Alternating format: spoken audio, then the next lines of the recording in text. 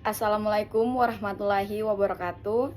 Perkenalkan, nama saya Rinanda Milanisti Amoli, NIM 2374201021 dari Fakultas Hukum kelas A123. Ingin mempresentasikan makalah mata kuliah Bahasa Indonesia tentang hukum pidana. Baik, kita masuk di pembahasan tentang pengertian hukum pidana. Hukum pidana adalah sebuah aturan atau hukum yang dapat mengatur pelanggaran dan kejahatan terhadap kepentingan umum, dan kepada pelakunya dapat diancam hukuman berupa siksaan atau penderitaan. Banyak pengertian dari hukum pidana menurut para ahli. Yang pertama menurut ahli W.L. Lemaitre, hukum pidana itu terdiri dari norma-norma yang berisi larangan-larangan yang oleh pembentuk undang-undang telah dikaitkan dengan suatu sanksi berupa hukuman, yakni suatu penderitaan yang bersifat khusus. Yang kedua, menurut Van Ken, hukum pidana tidak dapat mengadakan norma-norma baru dan tidak menimbulkan kewajiban-kewajiban yang dulunya belum ada. Hanya norma-norma yang sudah ada saja yang dipertegas, yaitu dengan mengadakan ancaman pidana dan pemindahan. Yang ketiga, Pompe, hukum pidana adalah semua aturan-aturan hukum yang menentukan terhadap perbuatan-perbuatan apa yang seharusnya dijatuhkan pidana dan apakah ancamannya pidana itu.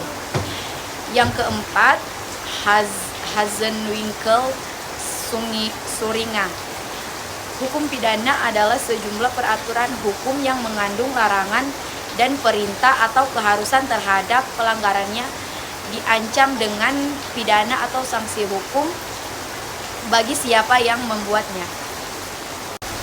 Menurut E.Y. Kanter dan S.R. Sianturi, bahwa hukum pidana adat pun yang tidak dibuat oleh negara atau political outrage masih mendapat tempat dalam pengertian hukum pidana.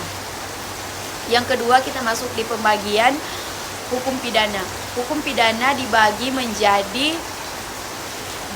dan dapat dibedakan dari berbagai segi, antara lain sebagai berikut.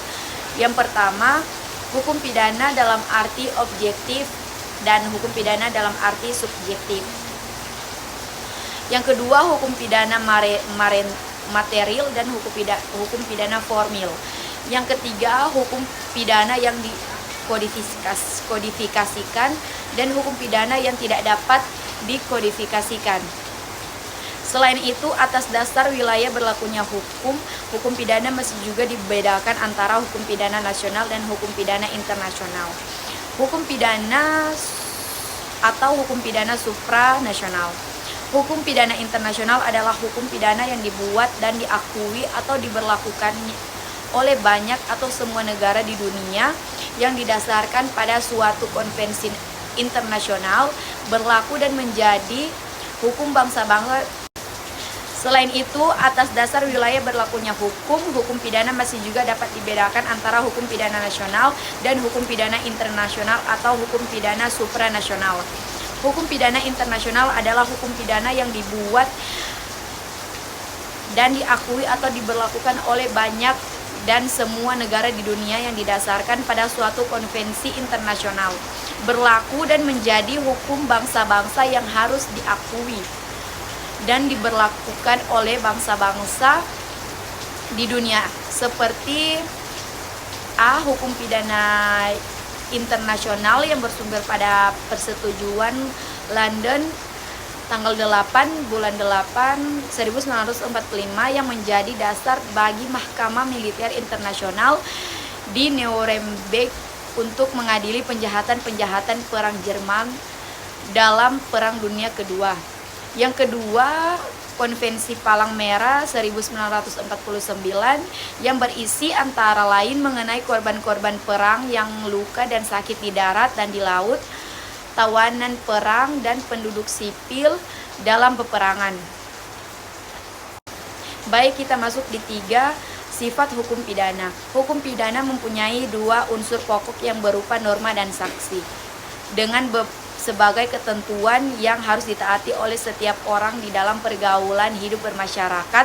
Dan untuk menjamin ketertiban hukum, maka hubungan hukum yang ada dititik beratkan kepada kepentingan umum.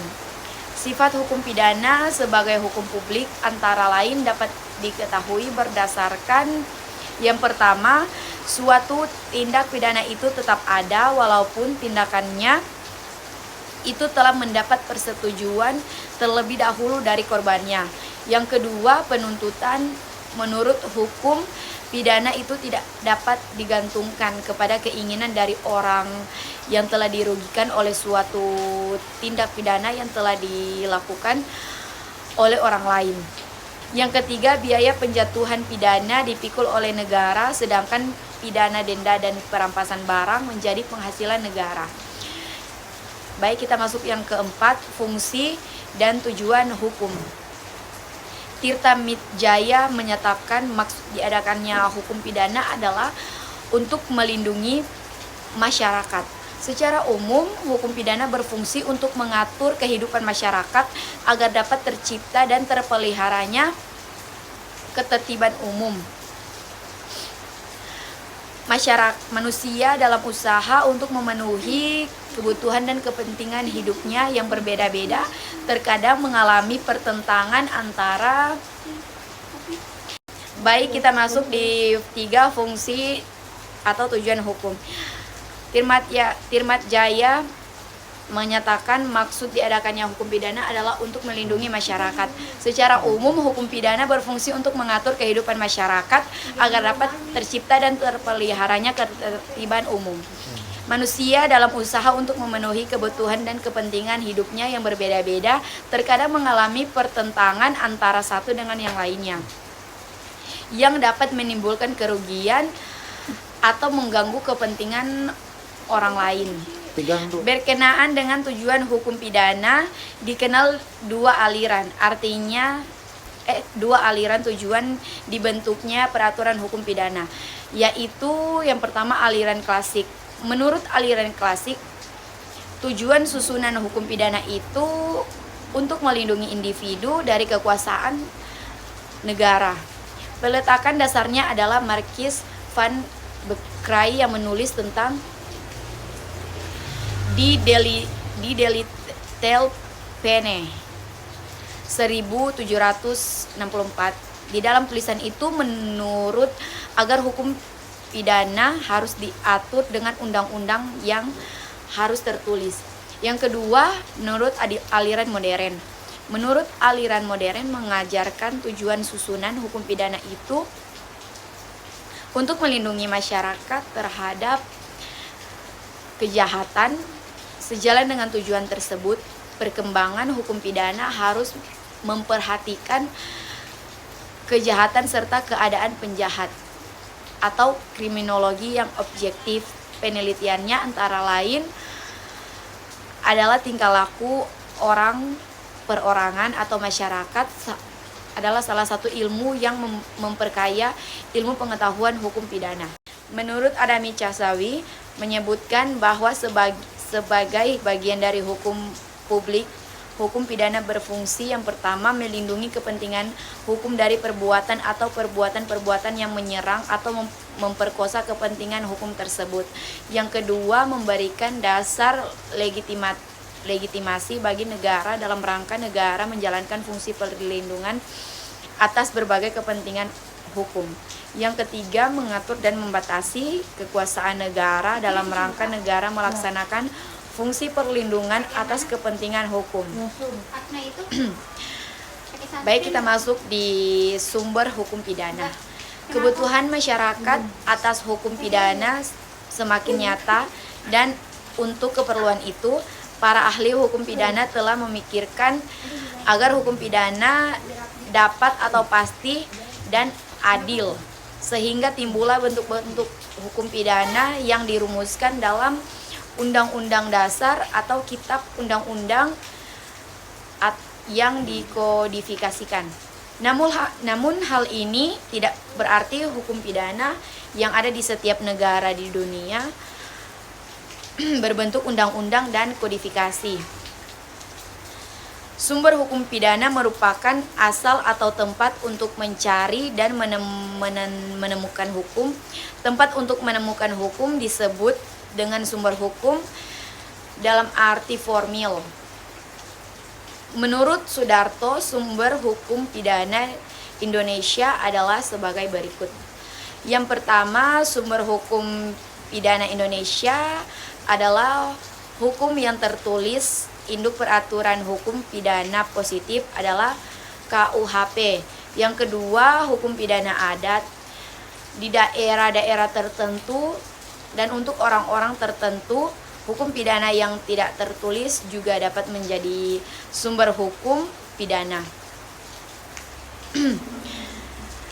Barda Nawawi Arif menyebutkan bahwa embrio atau cikal bakal dari pokok pemikiran tetap diakuinya eksistensi atau berlakunya hukum tidak tertulis yang hidup di dalam masyarakat sebagai salah satu sumber hukum pidana itu sebenarnya sudah cukup lama dan tersebar di beberapa produk legislatif, antara lain dapat dilihat sebagai berikut.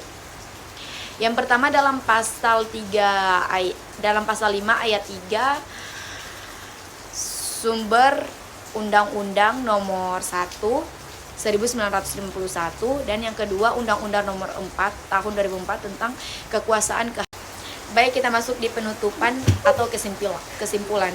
Hukum pidana disusun dan dibentuk dengan maksud untuk diberlakukan dalam masyarakat agar dapat dipertahankan segala kepentingan hukum yang dilindungi dan terjaminnya kedamaian dan ketertiban. Dalam hal ini diberlakukannya hukum pidana ini dibatasi oleh hal yang sangat penting, yaitu yang pertama batas waktu. Diatur dalam buku pertama bab 1 pasal 1 KUHP. Yang kedua, batas tempat dan orang diatur dalam buku pertama bab 1 pasal 29 KUHP.